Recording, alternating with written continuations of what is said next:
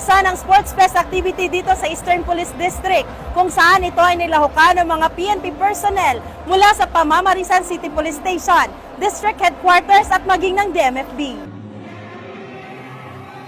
Bilis, lakas, liksi at husay, yan ang ipinakita ng mga kapulisan ng EPD sa Palarong Pinoy sa isinagawang opening program ng Sports Fest activity ng Eastern Police District para sa taong 2025 kung saan ito ay nilahukan ng mga PNP personnel mula sa 4 na himpilan ng pulisya nito, ang Pamamarisan City Police Station at District Mobile Force Battalion, maging ang District Headquarters, EPD Annex at EPD National Special Unit. Ang nasabing aktibidad ay dinaluhan at pinasinayaan ni Police Brigadier General Aden Tupas Lagradante, District Director ng EPD, kasama ang Command Group at si Mr. Melquiades A. Robles, General Manager ng PCSO bilang panauhing pandangal. Nagpakitang gilas naman ang mga muse ng bawat kupunan sa pagrampa at nagbigay ng kanilang mga pick-up lines.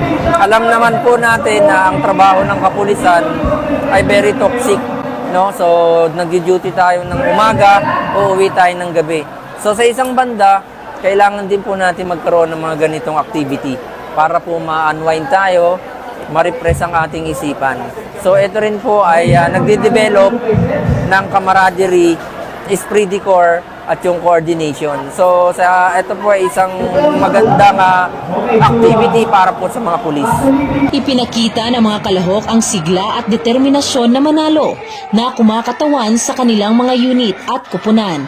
Samantala, sa mga susunod na araw at linggo, iba't ibang ball game tulad ng basketball, volleyball at badminton ang isasagawa upang ipagpatuloy ang kasiyahan at ipakita ang kahusayan ng mga tauhan ng Eastern Police District sa sports. Mula dito sa Eastern Police District, ako po ang inyong Police News Network Correspondent, Patrolwoman Jenny Dolor, alagad ng batas, tagataguyod ng Balitang Pulis.